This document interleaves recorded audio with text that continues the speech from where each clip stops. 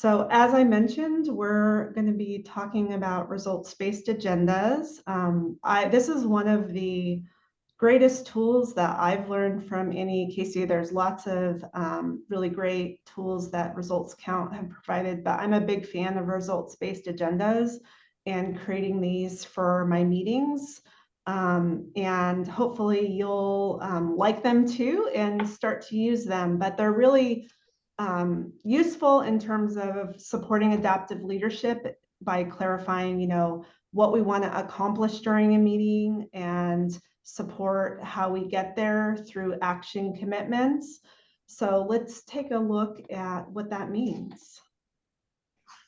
So during today's Lunchable results session, we're going to be using results-based agendas and learning about them to really touch on these 3 points: understanding the building blocks of what goes into a results-based agenda, learning about and practicing the skills of effective questions and what to listen for during a results-based meeting, and then making action commitments to practice what we learned today.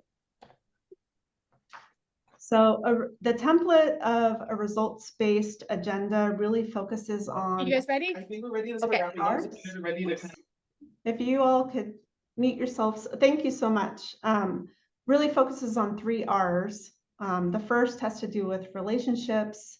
The second has to do with resources. And then lastly, the results that we're trying to achieve in a meeting. So relationships, who it is that we're connecting with during a meeting, and who's holding the keys to those relationships. Resources has to do with, who's controlling what's being brought to the discussion and what are those things that we're talking about, and then who's accountable for getting what we're landing on in terms of actions done, who can hold those results and move them forward. A results-based agenda is a tool to map the power within the meeting and to really focus on what we're trying to achieve and how we're going to try to achieve what the results we're focused on. So these are those 3 R's: relationships, resources, and results. This template that you see here is a way to help you sort through who is connected to each R. For relationships, it's who are those connectors, who's influencing the discussion and providing that trust for what we're talking about in a particular meeting. For resources, it has to do oftentimes with who's controlling the budget, the financial decisions, who's overseeing the staffing and affecting that, and what are other relevant tools that we can bring to the work. And then for results, it's who is going to be held accountable for the outcomes we're trying to achieve. Understanding this really helps you bring the right people in and create the right dynamics for progress in a meeting. And you want to think about each of these R's as you're crafting a results-based agenda and talking about the meeting outcomes, the various discussion points, and then at the very end, the results and the outcomes that you want to see out of a particular meeting. So in terms of designing, once you've thought through all of that and you start to lay out your agenda based on the outcomes you're trying to achieve, you really want to start by thinking about the meeting results, what you're trying to achieve, before you get into designing the other aspects of the agenda. So what is the purpose of this meeting? What do you want to see at the end through all the different components of the agenda that you're trying to bring together? What will be different? What's the outcome of the meeting? We always start our agendas with a check-in question just to try to loosen up. We want to figure out how people are coming into a particular meeting. So you want to think about what kind of question would be good to ask to kind of create that introductory presence in the meeting and figure out where people are at coming into the meeting. Then you might also ask another question in addition to just a general check-in question about what people might need to know, or something related to the discussion at hand that might help get them starting to think about what you're going to be diving into and the results you're trying to achieve. And as part of this, hopefully I can get back to it. I want to show you all just one of my agendas I've worked on, and this has to do with a Santa Cruz County like me. I brought together a group of partners and staff in the county to work on diversifying our boards and commissions. And I work with Rita Sanchez on this. This is our meeting purpose for one of our committees. We were, as part of this, trying to work on community engagement and outreach. And for this meeting in particular, we were sharing information, sharing data that we were getting from the community, and then we were brainstorming on recommendations for the Board of Supervisors. So those were our meeting results that we were focused on. And that's what we started with. And then in terms of coming into the meeting, we wanted to kind of check in with folks. And so our two questions at the start of this meeting had to do with asking what was something that they've done since we last worked on that benefited others. Just kind of generally, it had nothing to do with this meeting, trying to just get them to think about something that they, something positive that they were involved in. And then also just something that they did just for themselves in particular, kind of just as a check-in. So I'm going to go back to the slides. So moving on, it's also, by doing this, what you're crafting here, really, the context statement at the beginning is just a short, intentional way to begin a meeting. It tells participants why they're here, what the focus is, and how the conversation will unfold. It also sets the boundaries, what isn't part of today's conversation. An example, you can introduce the results-based agenda and have the participants practice with their own teams in the next 2 weeks. It's a specific action-oriented and time-bound set of a statement. One of the most powerful tools in any meeting is a well-placed question. We want to make sure that we're not asking questions that are too open-ended, but they can begin too specific, some open-endedness. You want to ignite conversation, spark insights and creativity. You want to listen for what people are saying and try to dig in and get deeper within the conversation.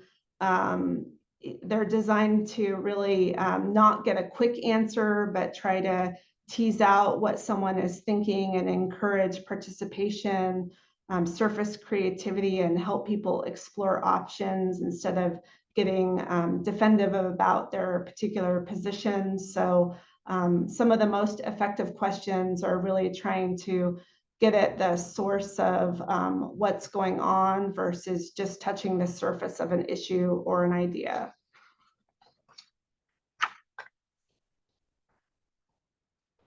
We also want to be asking some long lever questions. These are questions that are, open-ended and really they don't just, they're not just simple yes, no's. They start with what or how and are designed to really spark insight and not get quick answers, encouraging that participation and diving more into various issues. Some of the things that you might want to think about is to think about asking questions of a group through your agenda making, that keeping questions to a simple single sentence, not stacking them up to confuse people, avoiding those yes, no questions because that might shut down the dialogue.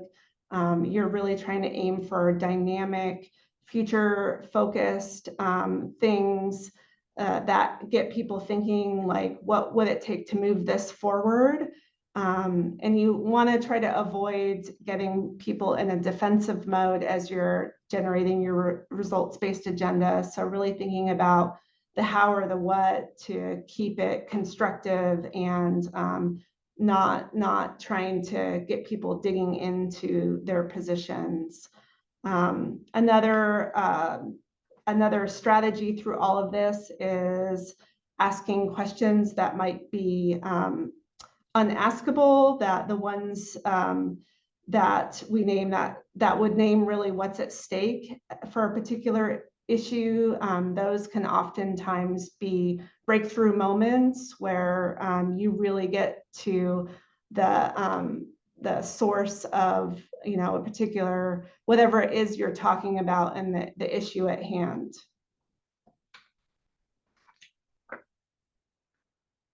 So here are a few go-to questions that we found especially helpful when trying to deepen a conversation or shift it towards action. You want to really take time to ask them so that people can hear them and think about it and then react to it. So what has not been voiced that might help us reach a deeper understanding about this issue? How could you or we make this happen? What would it take to reach that goal? Or if you could turn back the clock, what would you have done differently? Each one of these is designed to unlock possibilities and learning and not just gather information, but to try to really dig into what people are thinking and to think about issues and what you're trying to achieve in a different way.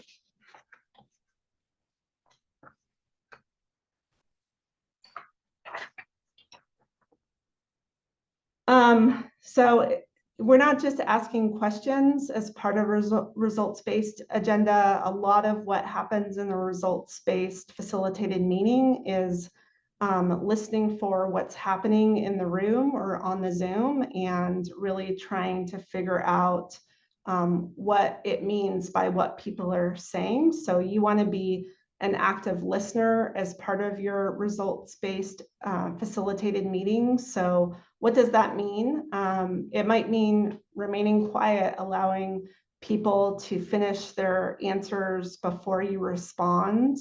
It also means trying to be affirmative in your body language, you know, nodding your head, showing that you understand what someone is saying. You want to look at all of your participants in the meeting and being aware of the tone of the conversation, the words that they're saying, seeing how people are reacting to what is being said, and then also being attentive to where the conversation is going and not overperforming on any of the tasks on the agenda. Sometimes, you know, you want to let conversation naturally unfold. So try not to be too concerned about what is coming next, but you also want to make sure that that you want to get to the outcomes that are being achieved as part of the meeting agenda that you've put forward. And then also paraphrasing what's been said and noting when there are action commitments in particular, I like to, you know, reaffirm what those commitments are and check for understanding before the meeting ends, because that's really important that everyone who's leaving the meeting knows what who is responsible for what and what is going to be done, so that when you come back the next time, you're all operating from the same place.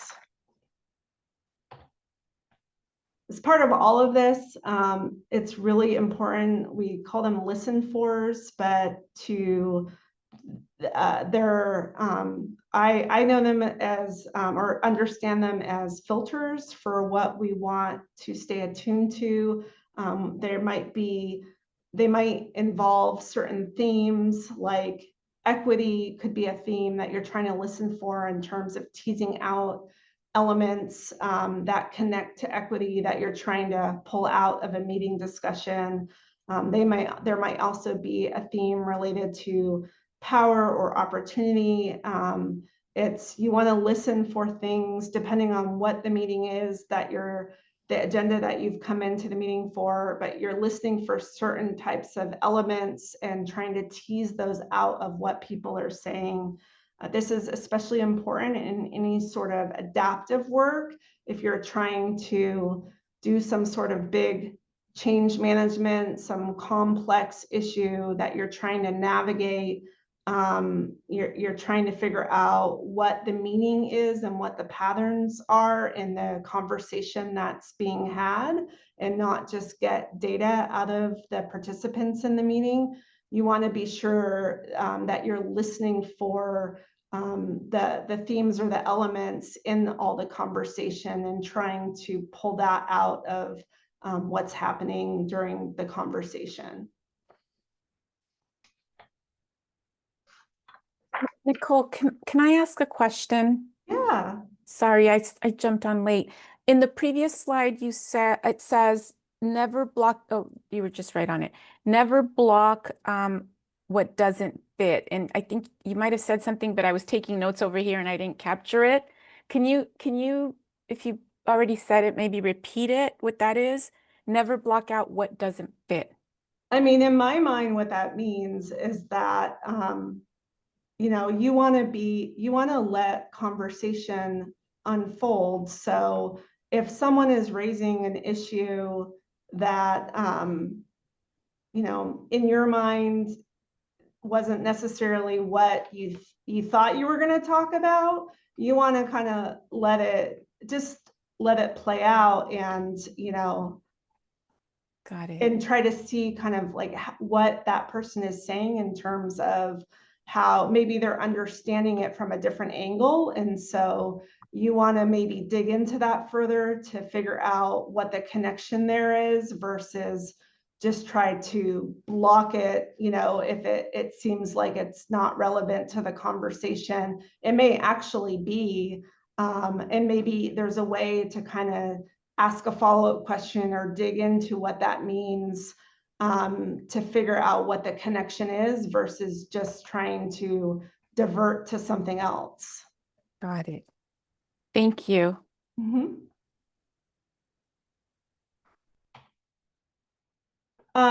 I think we're going to go into breakout roles, but before we do that, I don't think I showed the I just wanted to quickly show, because I was focused on the meeting results and how we start off a results-based agenda. But for this agenda that I was working on with the Santa Cruz County Like Me committee, I just wanted to show you, this was a fairly simple agenda. We've had them that have been much more complicated, or just many more tasks or whatnot. But for this, what we were here to do during this meeting, one of our tasks had to do with receiving updates and talking about with the committee about what the big picture was. So we named that, we have a task here, which was around receiving an update on the county work that was done, to get them to see the big picture of what was going on.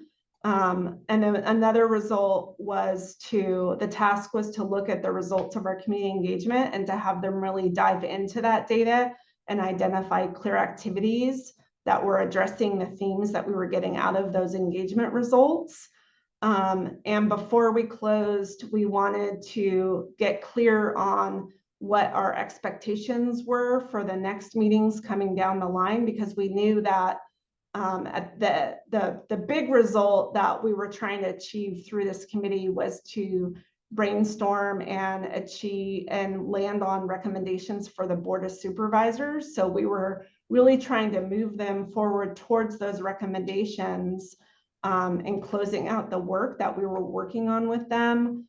So this was, and at the end of the meeting, this was the agenda, but we really wanted to land on those action commitments which we did with them about what we were going to do. And this agenda doesn't show all of the action commitments that they landed on, but it gives you a sense of where we started at the beginning of the meeting with generally the results we wanted, and then each of the tasks, the result for each of those discussion items, and that we were very clear at the end we were going to be assigning the work and achieving certain outcomes to eventually get to recommendations that we would take to the Board of Supervisors.